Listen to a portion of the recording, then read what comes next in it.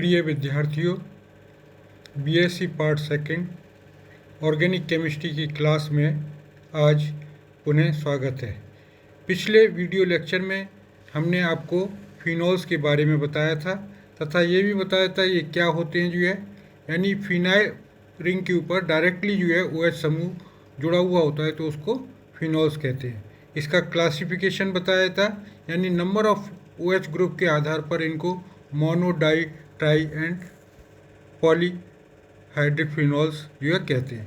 फिर इसके बाद में इनका नोमेनक्लेचर आपको बताया था आज के वीडियो लेक्चर में हम फिनॉल्स के बनाने की विधि के बारे में पढ़ेंगे। ये फिनॉल का पार्ट थर्ड है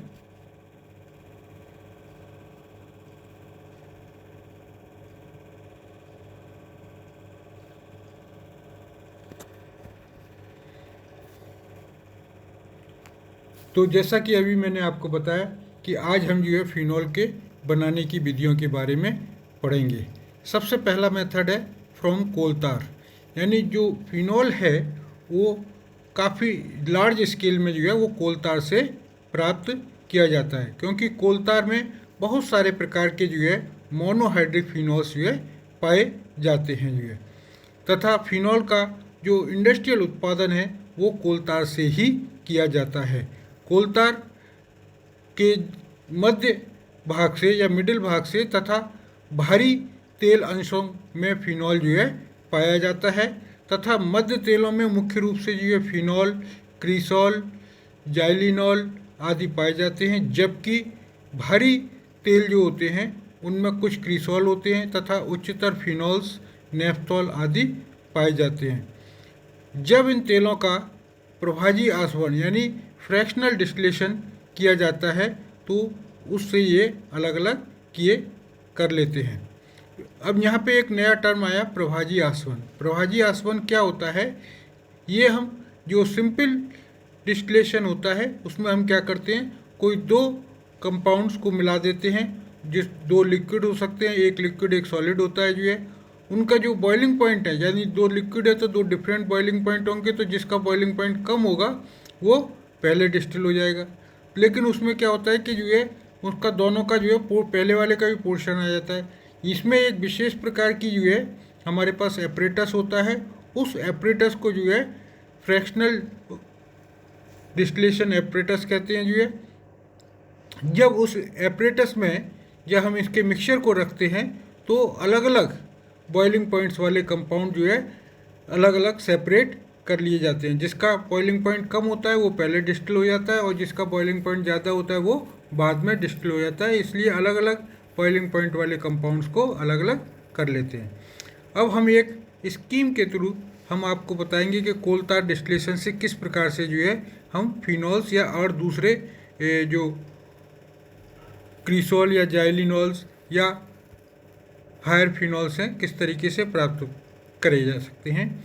जैसा कि अभी मैंने आपको बताया कि जो मिडिल ऑयल होता है उसमें फिनॉल, क्रीसॉल, जाइलिनॉल आदि होते हैं, जबकि जो हैवी ऑयल्स होते हैं उसमें क्रीसॉल्स हैं, हायर फिनॉल्स हैं और नेफ्थॉल आदि पाए जाते हैं।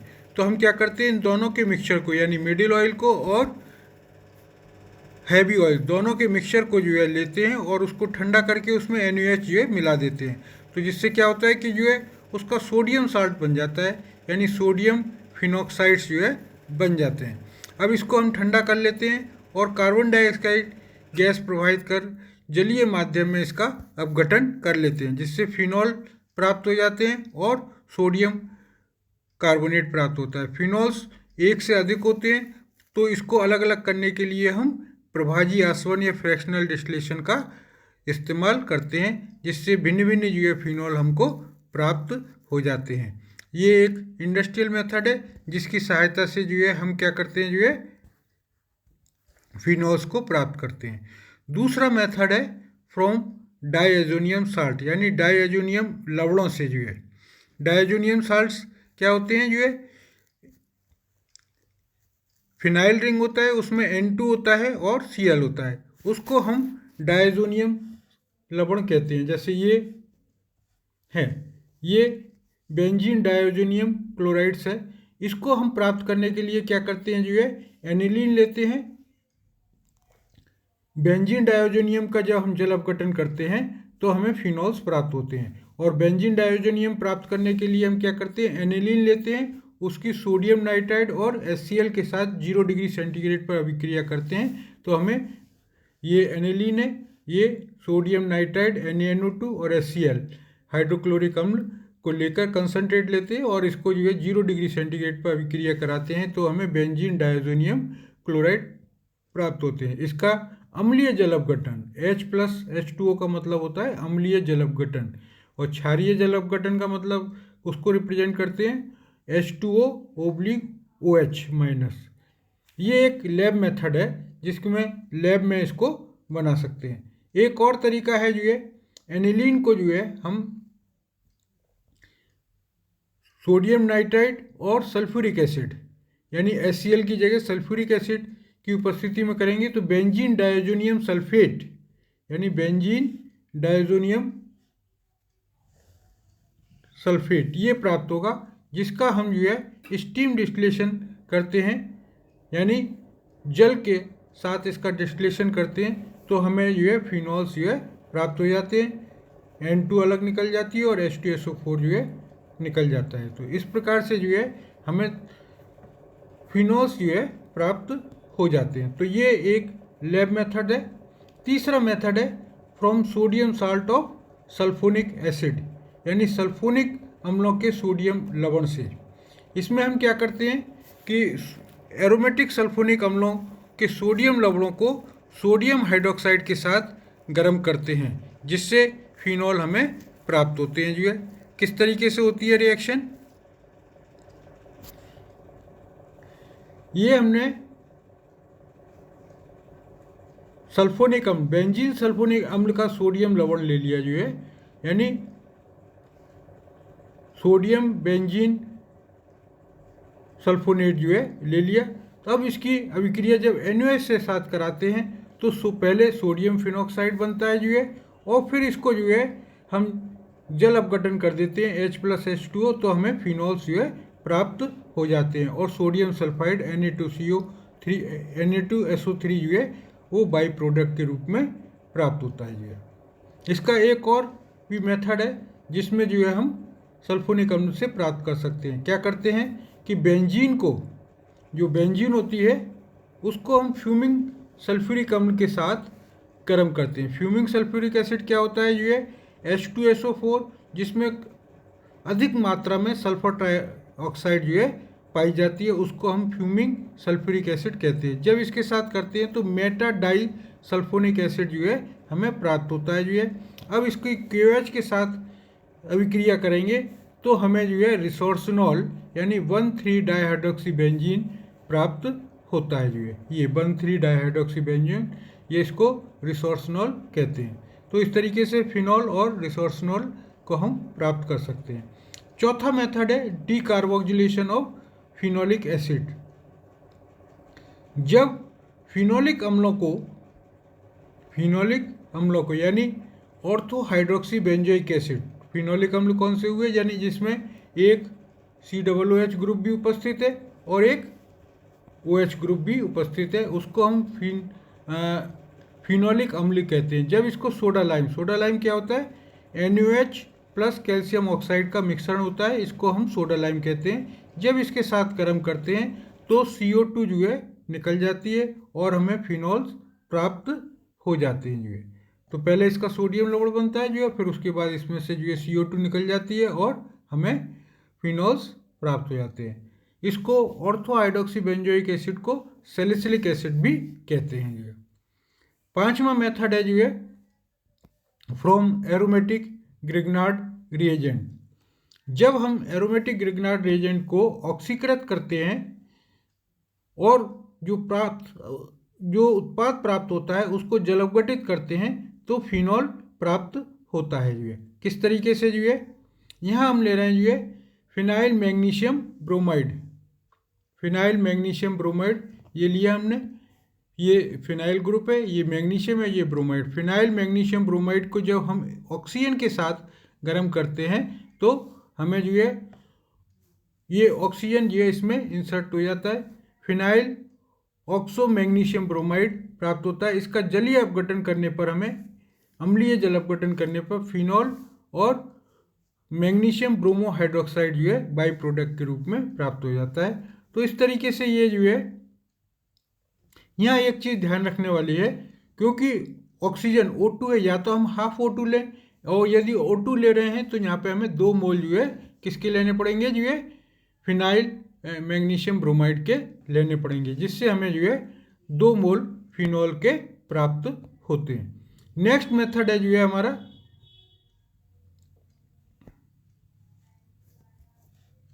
नेक्स्ट मेथड है फ्रॉम क्लोरोबेंजीन, यानी छठा मेथड है। इसको रैशिंग प्रक्रम भी कहते हैं, रैशिंग प्रोसेस। एक वैज्ञानिक थे, उन्होंने बताया था, इसलिए उनके नाम पर इसको रैशिंग प्रक्रम भी कहते हैं। यह फिनॉल बनाने की एक व्यापारिक विधि है, यानी एक इंडस्ट्रियल मेथड था जो कि हमने कोलतार से बनाया था। ये एक व्यापारिक, यानी ये भी एक इंडस्ट्रियल मेथड है। इसमें सर्वप्रथम जो बेंजीन वाष्प होती है उसको HCl व वायु के मिश्रण, बेंजीन वाष्प, HCl गैस और वायु के मिश्रण को लोहे के उत्प्रेरक के ऊपर 250 डिग्री सेंटीग्रेड और उच्च दाब पर प्रवाहित करते हैं, जिससे हमें क्लोरोबेंजीन प्राप्त होती है, और जिसे भाप के साथ मिलाकर 500 डिग्री सेंटीग्रेड पर सिलिका SiO2 पर जल अपघटन कराने पर फिनॉल प्राप्त होते हैं। रिएक्शन कुछ इस प्रकार से होती है जो है, सबसे पहले हमने लिया बेंजीन, हाई टेम्परेचर पर ले रहे हैं तो बेंजीन इस वाष्प में कन्वर्ट हो गया, और HCl इसको भी जो है गैस के रूप में लेते हैं, और ऑक्सीजन जो है गैस के रूप में। इसमें कॉपर आयरन युग्म जो है एक उत्प्रेरक लेते हैं और इसको उच्च दाब पर अभिक्रिया कराते हैं, जिससे क्या होता है कि ये हमें क्लोरोबेंजीन प्राप्त हो जाती है। अब इस क्लोरोबेंजीन का जो है हम सिलिका के ऊपर उच्च ताप पर जो है हाइड्रोलिसिस करा देते हैं। जो है ये क्लोरोबेंजीन हुआ, इसकी हम हाइड्रोलिसिस कराई किसके ऊपर, सिलिका के ऊपर उच्च दाब पर, यानी 500 डिग्री सेंटीग्रेड पर, तो हमें फिनॉल प्राप्त हो जाते हैं।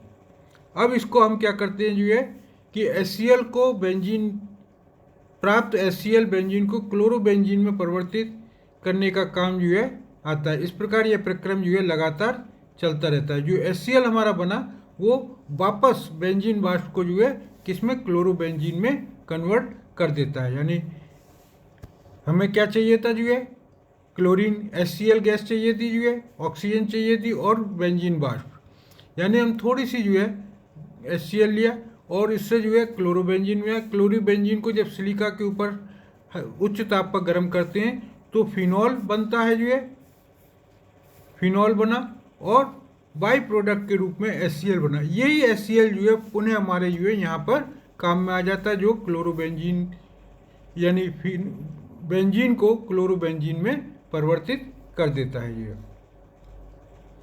आजकल बेंजीन से फिनॉल,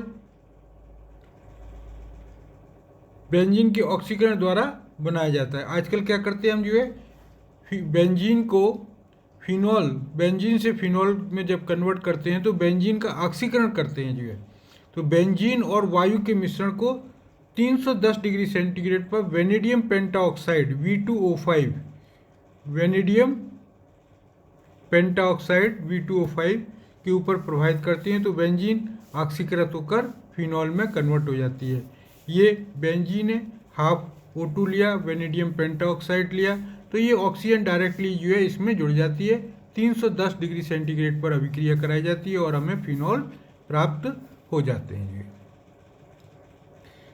नेक्स्ट प्रोसेस है डाउस प्रोसेस। एक तो बताया था आपको रैशिंग प्रक्रम, और दूसरा है जो है क्लोरोबेंजीन के 2 मेथड थे, एक डैशिंग प्रक्रम और दूसरा रैशिंग प्रक्रम और दूसरा डाउस प्रोसेस।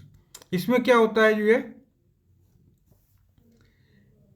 यह भी फिनॉल बनाने की एक व्यापारिक विधि है जो है, जिसको हम डाउ प्रोसेस कहते हैं, क्योंकि डाउ नामक वैज्ञानिक ने इसकी खोज की थी। इसमें क्या करते हैं हम, क्लोरोबेंजीन को जो है बेंजीन के क्लोरीनीकरण द्वारा बनाया जाता है जो है, जिसका उच्च ताप और दाब पर क्षारीय जल अपघटन कराया जाता है, जिससे हमें फिनॉल प्राप्त हो जाते हैं। रिएक्शन कुछ इस प्रकार से होती है जो है, कि बेंजीन लिया हमने, उसका क्लोरीनेशन कराया किसकी उपस्थिति में, FeCl3 फेरिक ट्राइक्लोराइड की सिंपल क्लोरीनेशन हो जाता है जो है।